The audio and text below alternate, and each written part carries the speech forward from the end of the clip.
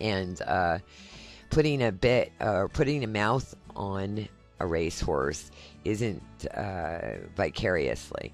And they call it on the racetrack setting a cross. So when you set a cross with the horse, you're establishing contact. They're going towards the bit and they gallop against the bit. Same as a two-track, haunches in, haunches out, half pass, etc. Now you can see that I can bring her off the wall a little bit. My son had a camera click there, but now we're continuing. But I'm going to start bringing her off the wall, and she'll remain soft to just her self-carriage and my aids via the long reins. When I feel her need the wall, then I go back on it. And when I feel she's strong enough to do more haunches in or something, I'll do it. Because I'm always building this right hind more than the left hind. The left hind is her everything leg. And on the top of the stretch, especially the second turn of the race in a couple months, will be relied on the right hind. And that's speed times centrifugal force. Now you see me creating not a leg yield. I'm asking her to put the weight into my left hand, and it's an a la pseudo half pass. And what I mean by that is I keep the haunches as straight as I can, maybe leading the body a little bit, but I'm encouraging her to take a hold of the bit on the left side of her mouth, so that gives that right hind a connection to the left rein. Now I'm doing the same thing going to the right. Now if I had started out going to this direction earlier, oh boy, you'd have seen some magic moments. But the more educated or feeling good or muscle control and dexterity through their skeleton they have, the more I take the weaker hind leg first and wait for those muscles to relax and their brain to relax, so I can go to their more athletic thing. Now I can more easily take her off the wall because mentally she's relaxing. Physically she's not tired. She's not even sweating or puffing. But her inside muscles are very much warming up. Much like when you pick a weight in the weightlifting room, slowly up, slowly down, slowly up, slowly down. And then you feel that heat building up until you feel like you just can't do it anymore. That's why it's so important when you're doing work like this, especially with horses like this, that you don't rely on their physical body to tell you when they're tired. It's more their demeanor, or in this case, she wanted to put her position in another position so she could get away from using the muscles that the muscle groupings that we've already warmed up going the opposite direction.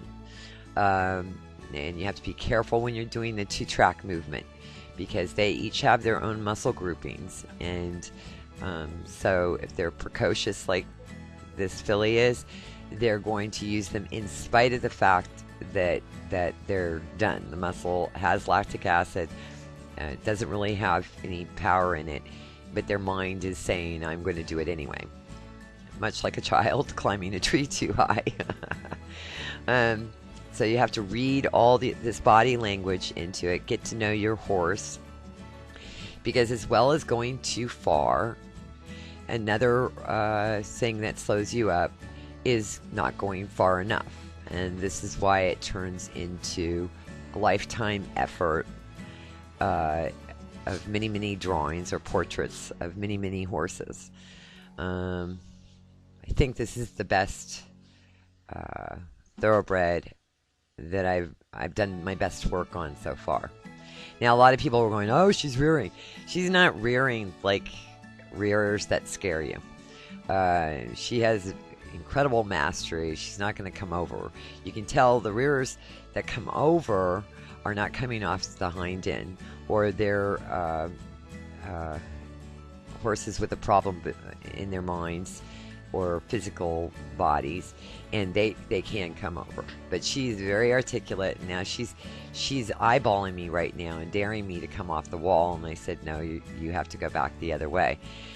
Now watch how I go about this young horse. I really ignore her temper tantrum of I'm bigger and I'm how do you say, smarter than you, aren't I great? I don't really pay attention to that. As a matter of fact, I ignore it. And so many people react to it, and then the horse thinks it's a game. Because to this filly here, she's having a wonderful game. She's felt so good today. I haven't spun her around and gotten her all sweaty. I've just asked her to do a form of Pilates and yoga. And like all youngsters are going to go, well, I want to go out to play and have some fun because I feel good. Don't give your horse the attention when they're really, having the time of their life. They're focused on ignoring. Don't look them in the eye. Don't react to the thing. Just get quieter. And I have a signal for her to stop when things get ridiculous. She already has had that down for a year. However ridiculous she may get, she stops. That's the same signal I'll use in the paddock if other horses are turning over while they're getting saddled or going crazy.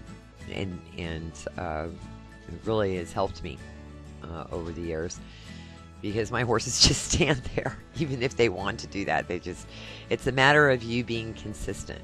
How you behave and react is how your horse is going to react to it.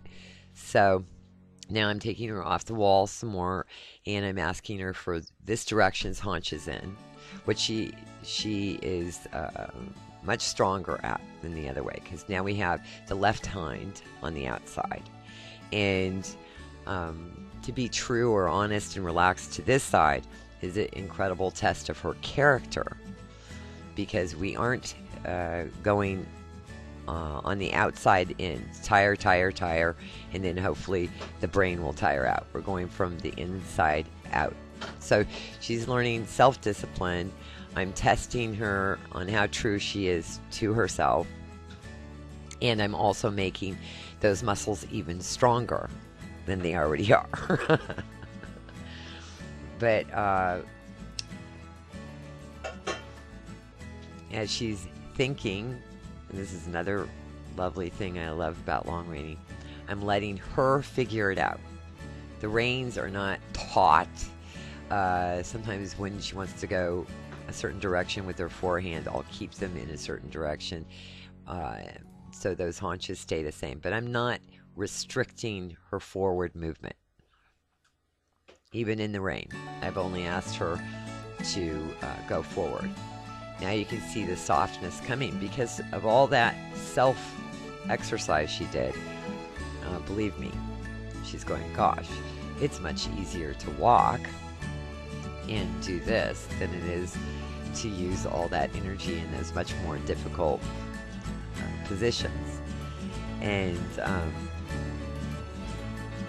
she'll have a back and forth thing.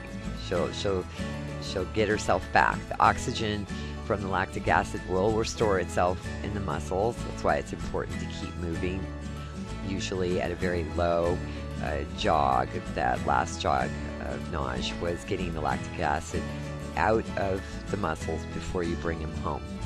In her case, the walk I'm using because the walk does two things. Her nomenclature over the ground is just like the gallop. The walk and the gallop, or full out on a racehorse, are the exact same footsteps. The trot and the canter are different muscle groupings altogether. So as she relaxes and does a working walk, it would be like me doing a slow motion gallop, 4-beat hand gallop, or 2-minute lick in slow-mo. And that's what a walk is. A real working walk. A real working walk, or collected walk, or lengthening walk And now I'm asking her a little bit more demanding because it helps her focus and soften. I just did a little bit of a step on half pass there, and ask her to go into my right hand, but try to keep those haunches leading a little bit. And now she's having to bend through her rib a little bit. And I waited for the softening, because if I tried to ask her for bend through the rib at the beginning, we would have been doing anything but that. She would have been using her neck and haunches up in the sky somewhere. So now that she's getting more honest with her frame and her muscles over her conformation, bone and tendon, I'm directing the orchestra more. So she'll do a couple steps, and then I'll go into something more difficult, like a haunches in, and then I'll go a step or two in the half pass, or a step or two on turn on the haunches. And now she's doing her little jazz levades, but the haunches are dropping. She's coming up through her bascule of her back into my right hand, my leading rein for this particular a la dressage. A little bit of this, a little bit of that. When she doesn't, if she evades my right hand and it doesn't go into it, then I'll go back into the shoulder and shoulder out. Now you can see how she has so much dexterity off this left hind, because if you saw those movements, she's doing miniature balatades. But the musculature, again, and I probably sound redundant, the physics of this over the ground are like, I guess the opposite would be going on the racetrack and going full out 40 miles an hour. But I'm not going 40 miles an hour, obviously. But I'm using the same muscle power. And this is why it's so wonderful over the years when I started doing this with the dressage via the racehorse. Boy, you should see, it really moves you up without damaging the horse's skeleton and mental attitude to racing. It also, because I use it as cross-training, when they go out, this is kind of funny, when they go out to the racetrack, when you see her go out to the racetrack, she looks at it as a big playpen. I mean, she'll very much focus and start breathing and everything. But when she has to do these far more difficult relationship with her physical body on these a la dressage fundamental movements. And then you go into just a regular gallop, slow gallop. It's just like, so far easy for them. And another thing the thoroughbred breed does when you're on a good track is they almost get in this hypnotic state, and you just leave them alone, like and they just get in this metronome thing, and it hits them mentally, and it's really something. And so they don't look at the racetrack as work after I do this with racehorses, because this is a lot more studious and physical than going around twice every morning, 6 days a week. Another thing it's really wonderful is it keeps them very fresh. So they get a relationship of fundamental work here, and they look at the racetrack as easy mentally, psychologically speaking. And depending on what you're coming up to and the frame of mind of horse that you're working with, when you go there every day or every other day or every 4 days or whatever your schedule may be based on the individual horse, they don't get bored.